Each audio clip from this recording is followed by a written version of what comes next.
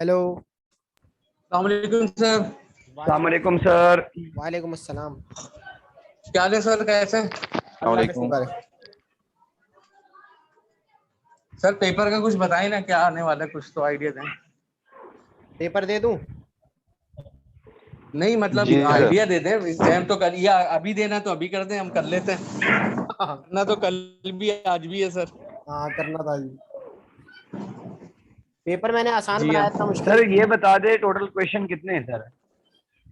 5 6 7 question sir है। अगर mid term जैसे आसान हो फिर तो काम हो गया। वैसे ही है, मिड टर्म जैसा पेपर है, इतना मुश्किल नहीं है।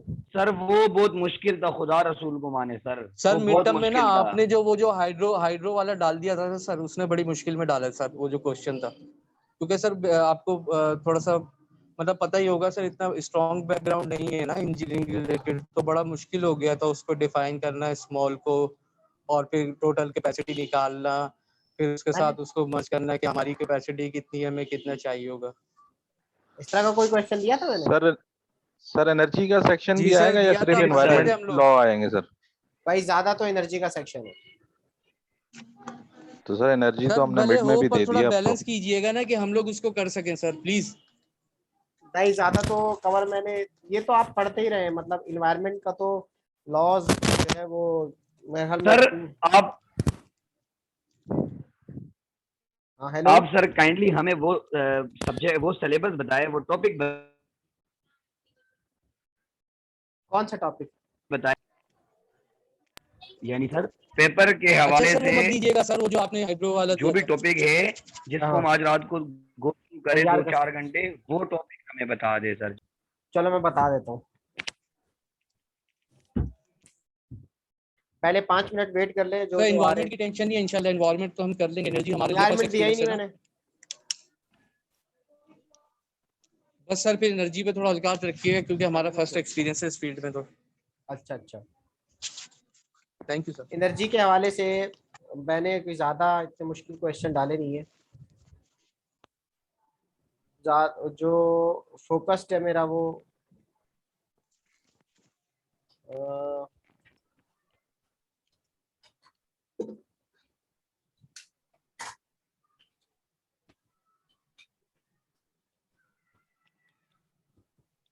जी सर। अच्छा इसमें जो है ना, मैं ये अब तो आप लोगों को प्रॉब्लम होनी तो नहीं चाहिए, इंटरनेट की अवेलेबिलिटी है, गूगल बादशाह जिंदाबाद।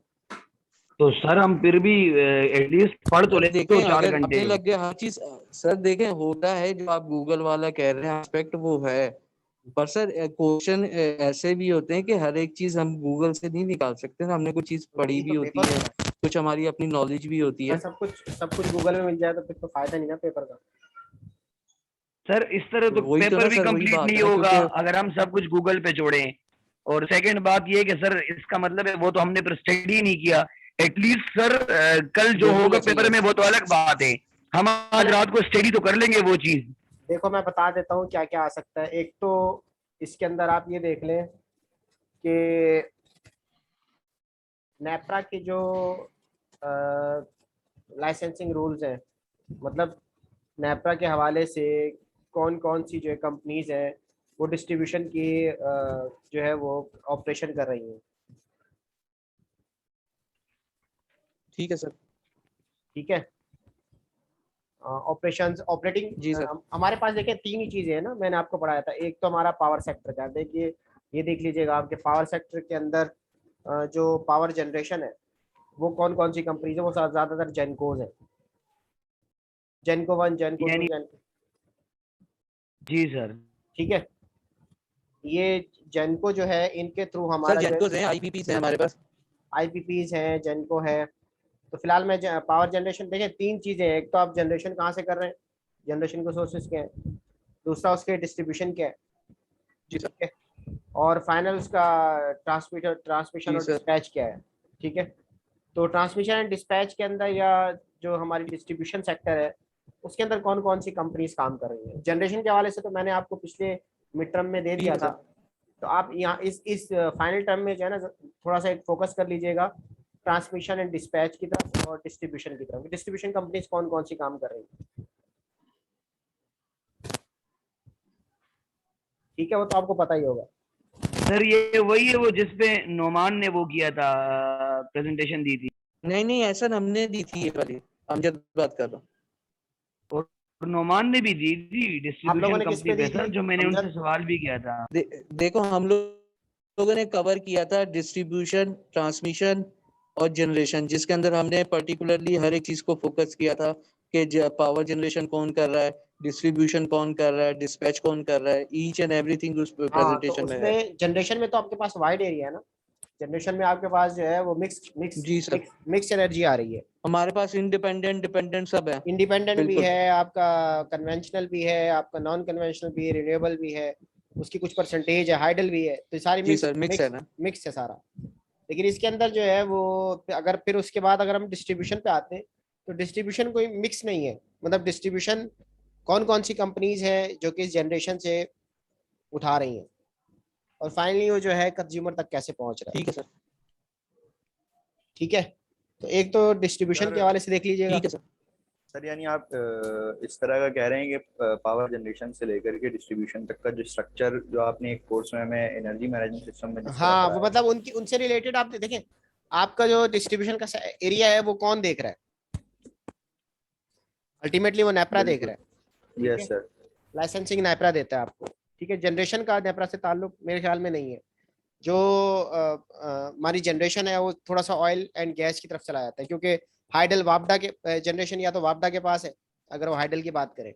और दूसरा अगर मैं बात करूं क्या नाम है जनरेशन के हवाले से, तो वो कोल का जो है वो MNPC, ministry of national petrol, और जो ये पेट्रोलियम है इनके पास है।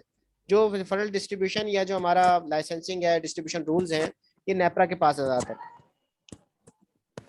तो नेपरा जो है वो फिलहाल किस किस को अब नेपरा ही जो है वो टोटल इलेक्ट्रिक पावर जो है। तो सर, हाँ जी, तो नेपरा की जहाँ पे बात आएगी वहां पे तो जनरेशन का सवाल ही नहीं पैदा होगा, वहां पे तो हम डायरेक्ट डिस्ट्रीब्यूशन कंपनीज पे आएंगे ना सर, बिल्कुल। हाँ, जिनको वो ज्यादातर ऐसे ही रूल्स। है। देखिए, नेपरा का ताल्लुक क्या है, नेपरा का ताल्लुक हमारी जनरेशन से नहीं है। एग्जैक्टली सर, ठीक है, यही है चीज। डिस्ट्रीब्यूशन लाइसेंस, हाँ, लाइसनिंग, डिस्ट्रीब्यूशन सेफ्टी लाइसेंसिंग, और स्टैंडर्ड्स और अगर क्वालिटी स्टैंडर्ड्स। हाँ क्वालिटी स्टैंडर्ड्स क्या, आप कैसे उसको डिस्ट्रीब्यूट करेंगे, फाइनल कंज्यूमर तक कैसे पहुंचेगा, उसके टैरिफ्स क्या होंगे, ठीक है, कितने की बिजली होगी, तो ये सारा कुछ। अच्छा, एक तो हमारे पास ये एरिया हो गया। ठीक है, और एक्ट हमारे पास नेपरा का एक्ट है 1997 का।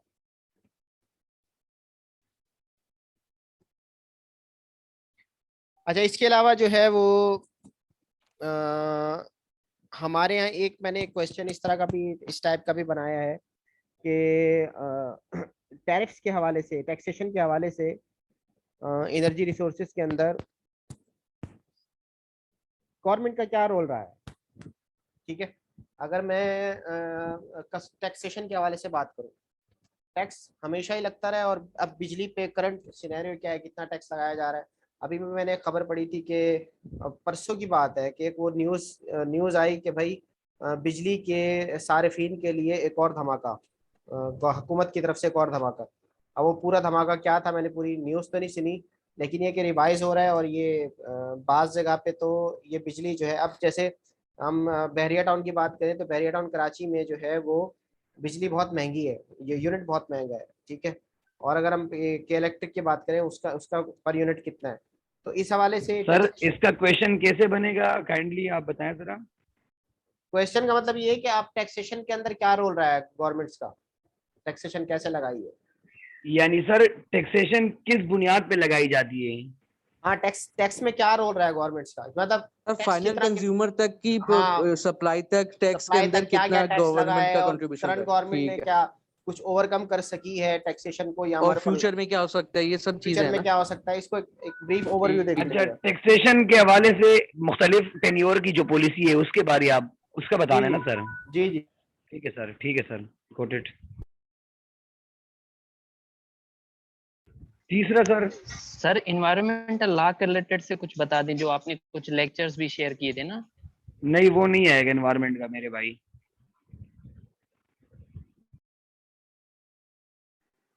क्या कह रहे हैं एहसन भाई, आपकी आवाज कट रही है। सर ने कहा है कि एनवायरमेंट का ज्यादा पार्ट नहीं आएगा, एनर्जी से ज्यादा पार्ट आएगा भाई।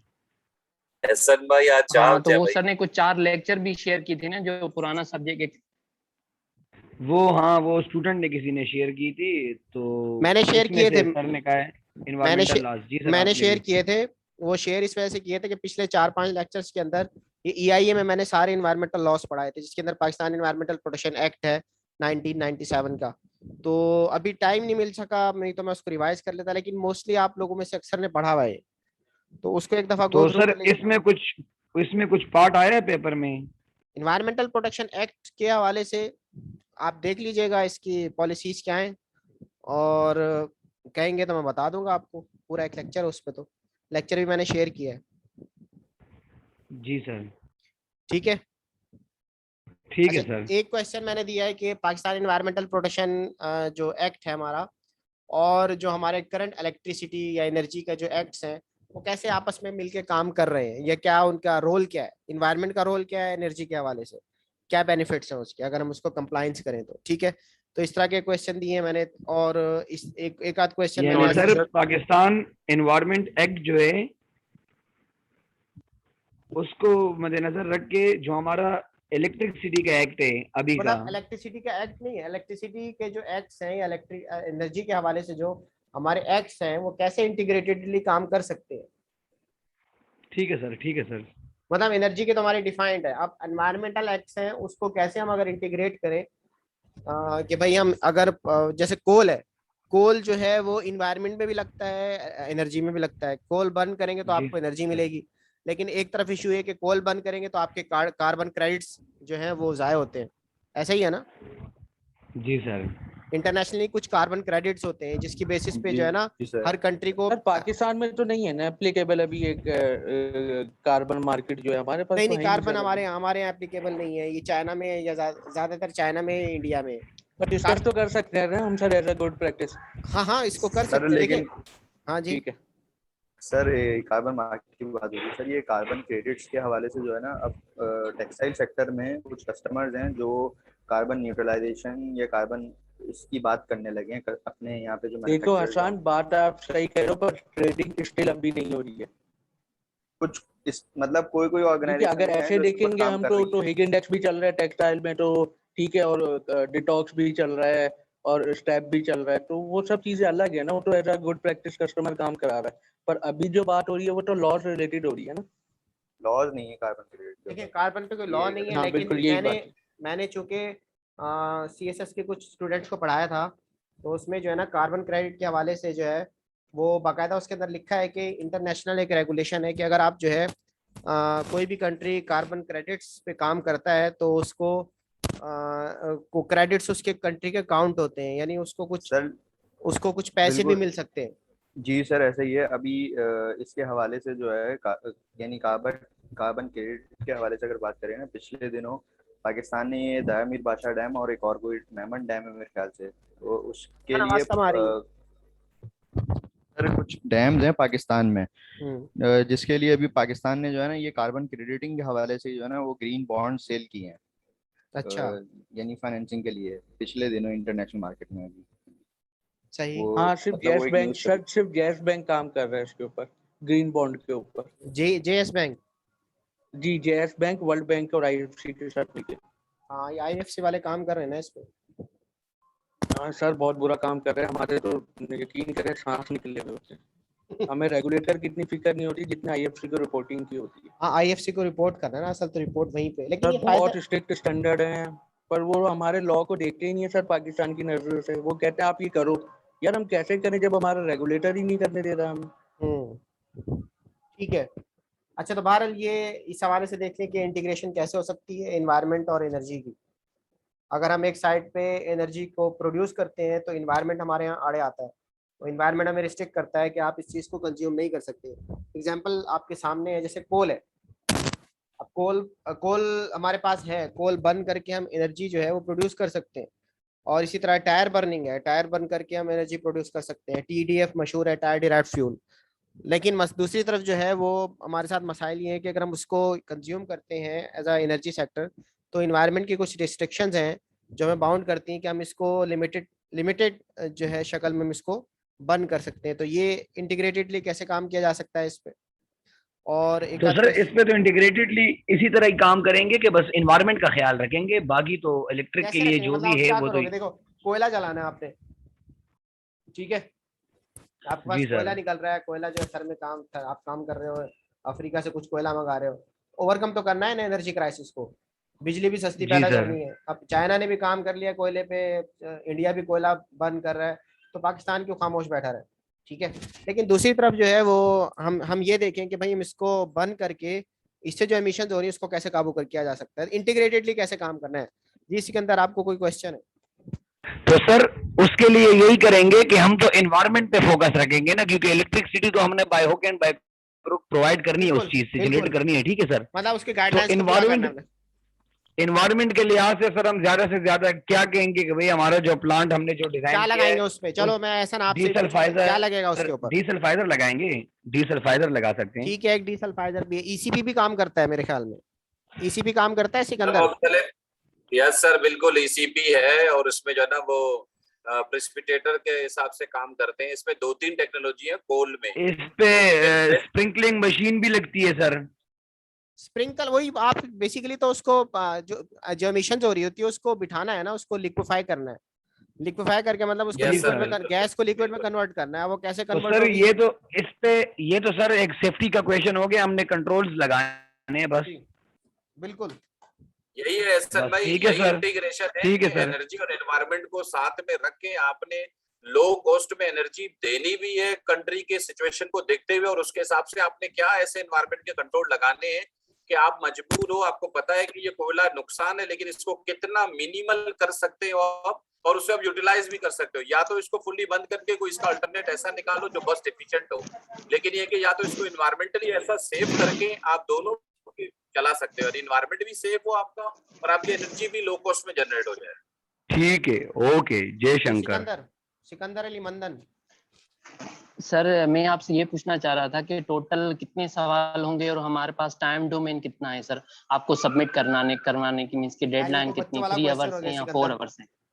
ये तो 4 6 आवर्स सर है। हम भी 6 तो घंटे बच्चे ही आपके।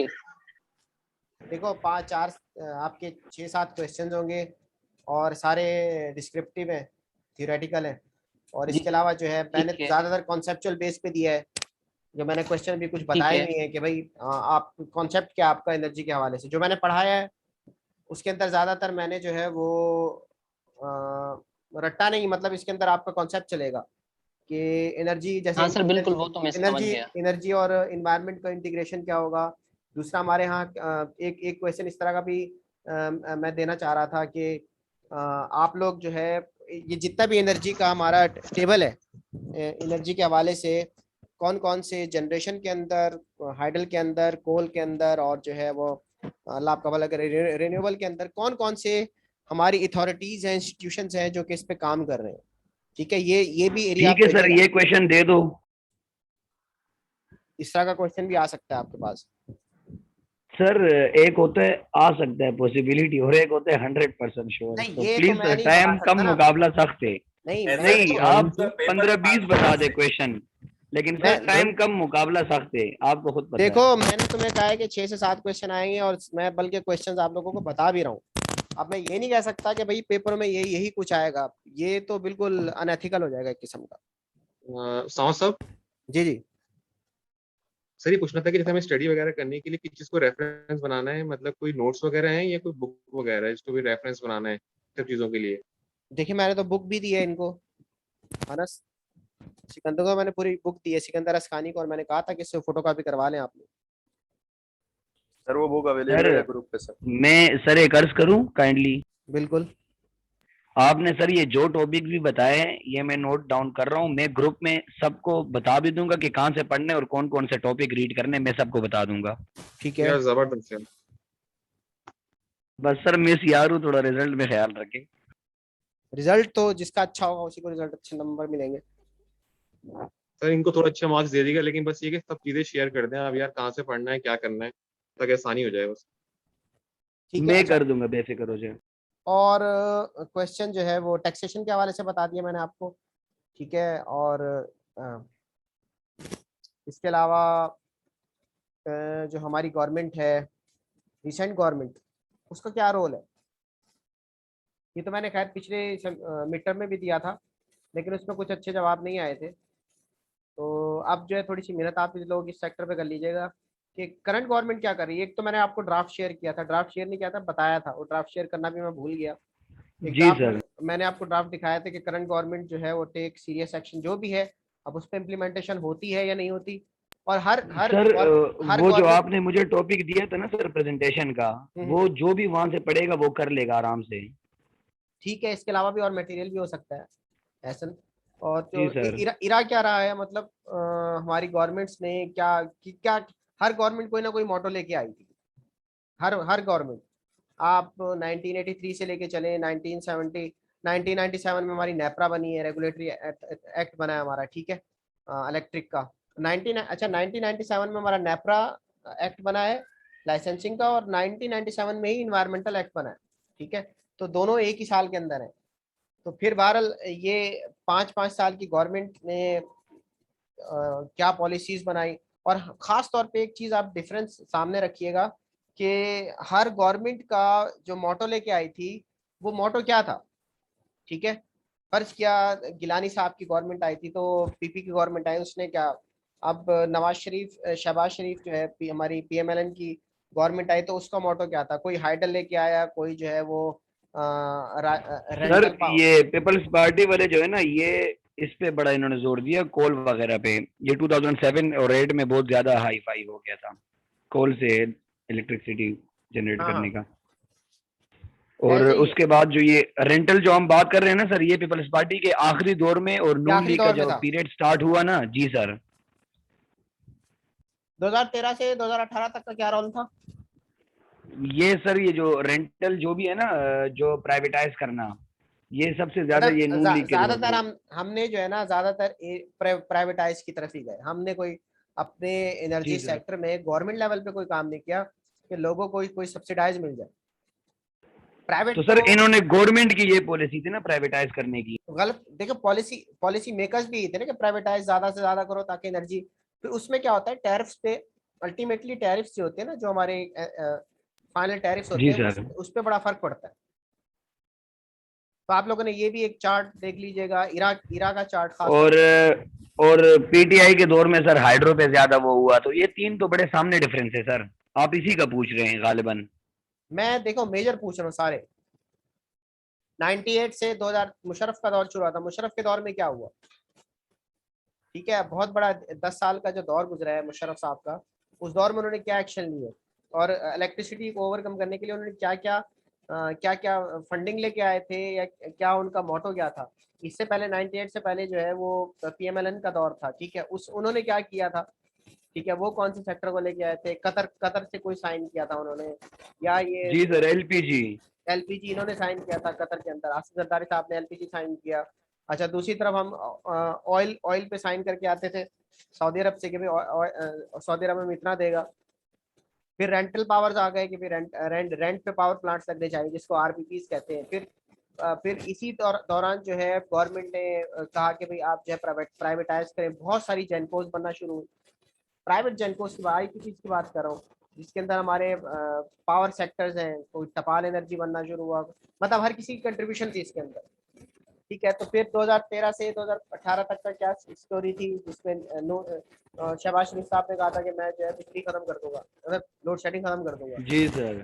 तो ये सारे दौर को देख के आप उसका डिफरेंस लिख दीजिएगा, और यही क्वेश्चन है। और इससे ज्यादा तो मैंने कोई क्वेश्चन इतने ज्यादा ना दिए ठीक है हैं, सर। ठीक है। इस पे आप थैंक यू। तैयारी कर लीजिएगा। ठीक है सर, थैंक यू। और सर एक शॉर्ट सी एक छोटा सा सवाल था सर, पूछ सकता हूँ? हाँ पूछो। अच्छा सर, वो ये था कि जो हमारे मार्क्स से 50, अभी जो हमने अभी तक 50 मार्क्स अपने कवर किए, उसमें 50 टोटल मार्क्स हमारे में कितने मार्क्स आए अभी तक? 50 जी, मार्क्स में मैं आपको सब सब जब लास्ट में आपको नेक्स्ट वीक इंशाल्लाह यानी फाइनल फाइनल रिजल्ट के साथ। हाँ ठीक है फाइनल सर, रिजल्ट के समझ साथ गया। मैं देखूंगा। लेकिन इसमें मैं कंट्रीब्यूशन चार्जेस रखता हूँ। कंट्रीब्यूशन चार्जेस का मतलब ये है कि how much student was activated in my sessions, मतलब प्रेजेंस कितनी थी ठीक उसकी, है सर। ठीक है। ठीक है मेरा सर। मेरा कंसर्न आपसे सिर्फ, आप देखें आपका कंसर्न तो मार्क्स का होगा, लेकिन मेरा कंसर्न ये होता है कि स्टूडेंट भी एक्टिवली इन्वॉल्व हो।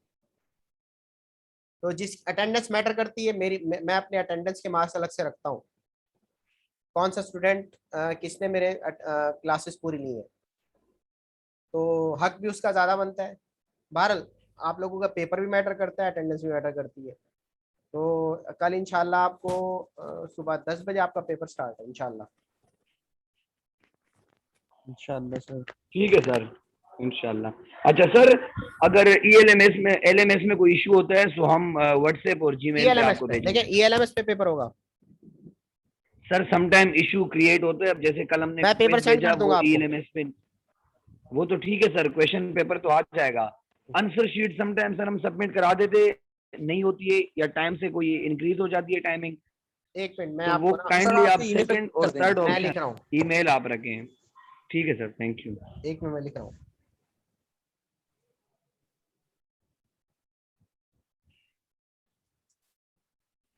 और सर काइंडली ये कोशिश मैंने लिख ये दिया करें है। कि 10 मिनट पहले हो सर LMS पेपर अपलोड। एक मिनट ठीक है सर, थैंक यू सर, एक मिल मिनट गए एक हैं। मिनट। अच्छा, एक काम आप लोगों ने करना है, मेहरबानी करके आप जब अपना जी पेपर सर, सबमिट करें तो सब्जेक्ट के अंदर अपना नाम जरूर लिख दीजिएगा अपने CMS ID के साथ। बेफिक्र हो जाए सर, ये जो है ऊपर ना पेपर पे भी लिखेंगे। पेपर, देखिए पेपर का मुझे पता नहीं चलेगा, आप जो मुझे पेपर भेज रहे होंगे ना, एटलीस्ट जी सर। अपना नाम सही से लिखिएगा, क्योंकि ये रंग बिरंगे आते हैं बाज दफा मुझे ना ईमेल एड्रेस, ठीक है सर। तुम बिन लादेन आ जाता है बाज दफा, और जो है इस तरह के, तो ये फिर मेरे लिए सर्चिंग करना मुश्किल हो सर जाता ये कौन है तुम बिन लादेन वाला? है। ऐसी मजाक कर रहा हूँ, तो तुम बिन लादेन अच्छा। भी आ जाते हैं बाज दफा, ऐसे भी आए ये मेरे अक्सर पास। होते हैं ना सर, अक्सर होते हैं प्रिंस चार्ल और पता नहीं कौन कौन सी प्रिंसेस और पापा की परी, ऐसे भी होते हाँ हैं। हाँ, ऐसे भी बहुत सारे और आते जब हैं ना, हम लोग, तो मैं आपको एक्सपीरियंस बताऊं, हम जब प्रोफेशनली वो सीवीज वगैरह मंगाते हैं ना, उसमें भी ऐसे ही पापा याद की होते हैं परी सर। क्या है भाई? अच्छा सर, वो ऐसे भी होता है घर का लाडला, लेकिन घर का उसको खाना लाडला। NIC दे के देते हैं दूसरी टाइम अबे पे। अबे ऐसा ऐसा एक मेरे मुझे पास ऐसा एक भी सीवी आया। आई थी ईमेल एड्रेस देखो का हार्ड लौंडा। अबे मैंने कहा इसको क्या बुलाया बंदा इंटरव्यू के लिए यार। हाँ देखो ना। हाँ ना ऐसे सर। वो तो सीरियसनेस ही नहीं है, आप प्रोफेशनली सीवी सेंड करो और आपकी आईडी है हार्ड डॉट लौंडा। अबे हाँ। यार। तो आप लोग भी जो है ना काइंडली ऐसी बस ईमेल्स कर नहीं दे भेजिएगा, भाई, क्लास हो रही क्या? इसको ना ऐसे मत भेजिएगा, ठीक है? और कोई ठीक क्वेश्चन? हो गया सर, समझ गए। एक आप प्रोफेशनल ईमेल होना चाहिए वैसे, नॉर्मल जो ना CV या जिस तरह की कम्युनिकेशन अगर करनी हो, प्रोफेशनल एक अच्छा जो ना ईमेल बनाए बंदा, उसी को ही फॉलो करे। मैंने लास्ट टाइम एक कोर्स पढ़ाया था अंडर ग्रेड को, वो मुझे कोर्स देते हैं, क्या नाम है इसका, technical report writing. Technical report writing मैंने कोर्स पढ़ाया, उसमें ये था कि आपने रिपोर्ट कैसे लिखनी है, मतलब हम आजकल जो ज्यादातर ऑनलाइन हो चुका है, तो हमारी कम्युनिकेशन क्या है, हम किसी को ईमेल भेज रहे हैं ऑफिशियली, तो वो कैसे ईमेल भेजनी है, ये बहुत मैटर करता है। सर MBA में भी तो सिखाई जाती है ना मेमोरेंडम राइटिंग और बिल्कुल बिल्कुल, लेटर ये राइटिंग, एप्लीकेशन। हमारे लड़के इंजीनियरिंग कर जाते हैं, उनको यही नहीं पता होता कि हमने जॉब के लिए कैसे अप्लाई करना है, कैसे लैंग्वेज यूज करनी है, क्यूरी अच्छा कैसे सर, इसके जनरेट अंदर करनी हम है। ऐसे देखें तो सर हमारे इंस्टीट्यूट्स की गलती नहीं है कि कम से कम एक सब्जेक्ट जो है हमें रिपोर्ट देखिए राइटिंग हमने रखा और है, अंडर ग्रेड में रिव्यू। हमने रखा है, जितने भी बैचलर ऑफ इंजीनियरिंग के प्रोग्राम हो रहे हैं वहाँ पे टेक्निकल रिपोर्ट राइटिंग का हर हर मैकेनिकल के अंदर भी, इलेक्ट्रिकल के अंदर भी, मैं कंप्यूटिंग में पढ़ाता हूँ वहाँ पे भी, फूड साइंस में भी, वहाँ पे TRW का एक सब्जेक्ट हर हाल में रखा गया है, और ये हम सिखाते हैं बाकायदा कि आपने ईमेल कैसे करनी है, किसी भी ऑर्गेनाइजेशन में जाना है, इंटरव्यू कैसे देना है, फिर CV कैसे बनानी है, CV कैसे भेजनी है, आपने अपने जूनियर्स को फॉर्मल ईमेल्स क्या होती हैं, इनफॉर्मल ईमेल्स क्या होती हैं। अब देखो पेपर आप लोग भेजते हो, बास टीचर इतने गुस्से में होते हैं कि वो सिर्फ ईमेल पढ़ के ना आपके नंबर काट लेते हैं, ये मैं ऐसे ही है आपको बताता हूँ, मैं बता रहा हूँ ना, मुझे पता है। नाजिर साहब हो गए, डॉक्टर नाजिर हो गए, डॉक्टर अब्दुल हमीद मेमन साहब हो गए, इस चीज को बहुत देखते हैं। आज एक मेमन साहब ने एक छोटी सी गलती पकड़ी हमारी, मैंने कहा मैं आपने मेरा नाम पूरा नहीं लिखा। टीचर इस चीज को भी देखते हैं कि आपने अगर टीचर का नाम पूरा नहीं लिखा तो वो इस चीज को डिस्गाइज समझते हैं, यानी वो कहते हैं कि ये अच्छा इंप्रेशन नहीं जा रहा। तो आप लोग काइंडली अगर पेपर भेज रहे हैं, तो ये सिर्फ आखिरी जो 10 मिनट का सेशन है, मैं सिर्फ आपको पेपर के हवाले से बता दूं, देखिए एक तो पेपर भेजिएगा साफ सुथरी राइटिंग। सर ये आपका पूरा नाम बताइए सर। मेरा नाम छोड़ दो, लेकिन बाकी टीचर्स का नाम पूरा लिखना तुम लोग। नो सर, आपका भी पूरा लिखेंगे ना सर? डॉक्टर सर हम तो उसामा मैं तो ऐसे जफर। नहीं, डेयर मेरा सर नाम कर मोहम्मद देता हूँ, उसामा तो जफर डेयर है। सर तो ठीक है ना सर? बस ये डियर सर जो भी लिखो, बहरहाल टीचर का नाम हाँ। सही लिखना है आपने, ईमेल एड्रेस उनको मुखातिब सही करना है, ठीक है। दूसरा मैं कह रहा हूँ कि आपकी जो राइटअप हो या जो पीडीएफ फॉर्मेट हो, एटलीस्ट टीचर के लिए अनोइंग ना हो, मतलब क्लिक करें और पेपर आपका पूरा खुल जाए, ठीक है सर। सही। ये ना हो आपने तीन क्वेश्चन जो है एक ईमेल में भेज दिए, बाकी 2 क्वेश्चन जो है दूसरी ईमेल दूसरी अटैचमेंट में भेज रहे हैं, ठीक है। टीचर बॉदर नहीं करता, बहुत सारा काम होता है, वो इस चीज के मार्क्स काट लेते हैं। कोशिश सही। करके एक ईमेल बनाएं, उसको साफ सुथरा आप पीडीएफ बना के उसको टीचर को सेंड कर दें, ठीक है। अपनी ऑफिशियल ईमेल बनाएं, या फिर आप जो ईमेल भेज रहे हैं टीचर को, ठीक है, उसके अंदर अपना सब्जेक्ट डाल दें कि नेम और CMS ID। आपका नाम क्या है? जुल्फकार, फर्ज के जुल्फकार का नाम है तो Zulfikar Ali, CMS ID this, अपना CMS ID प्रॉपर डाल के भेजो, ताकि टीचर को ढूंढने में मुश्किल ना हो, ठीक है। पेपर अपना साफ ठीक है सुथरा सर। रखिएगा, फॉर्मल ईमेल से भेजिएगा। ये मैं सारे टीचर्स की बात बता रहा हूँ आपको, ठीक है सर, थैंक यू। ठीक है। और कोई क्वेश्चन किसी ने पूछना हो तो? ठीक है सर। तैयारी अच्छी तरह करके रखना, पेपर मेरा इतना मुश्किल नहीं है, थ्योरेटिकल है ज़्यादातर, लेकिन मैंने आपको सब कुछ बहुत सारा बता भी दिया है। नहीं सर, इंशाल्लाह कर देंगे। और कोई क्वेश्चन? बस सर, मार्क्स का आपको पता ही है, हम हमेशा इंशाल्लाह की मार्क्स तो रिक्वेस्ट आप, करते हैं। मार्क्स तो मैं वैसे ही दे देता हूँ ना। हाँ बिल्कुल सर, आप हैं इतने अच्छे, मैंने तो आपसे ये भी रिक्वेस्ट की थी कि आप 2 कोर्स ले लीजिएगा, आपने वो एक ही लिया अभी। 2 कोर्स मैं नहीं ले सकता, अब तो और फैकल्टी भी आ रही है। सर नेक्स्ट टाइम कौन सा ले रहे हैं, फिर आइडिया दे दें कुछ, ताकि दिमाग बन जाए। यार अभी बनाया नहीं हमने, तो मैंने कुछ बनाया नहीं इस तरह का, फिर टाइम टेबल बना रहे हैं हम। ये सही है। नेक्स्ट सेमेस्टर कब से स्टार्ट होंगे सर? बस सितंबर में स्टार्ट करेंगे इंशाल्लाह, ठीक है सर। ठीक है। ठीक है सर, अरे थैंक यू। ये भी आपके साथ होगा ना इंशाल्लाह? इंशाल्लाह EIE ऑफर कर रहे हैं, तो इंशाल्लाह EIE मेरे साथ ही होगा, यस सर, इंशाल्लाह नेक्स्ट सेमेस्टर आपके साथ रहेंगे इंशाल्लाह। ओके फिर, अल्लाह हाफिज। अल्लाह हाफिज। ओके सर, अल्लाह हाफिज।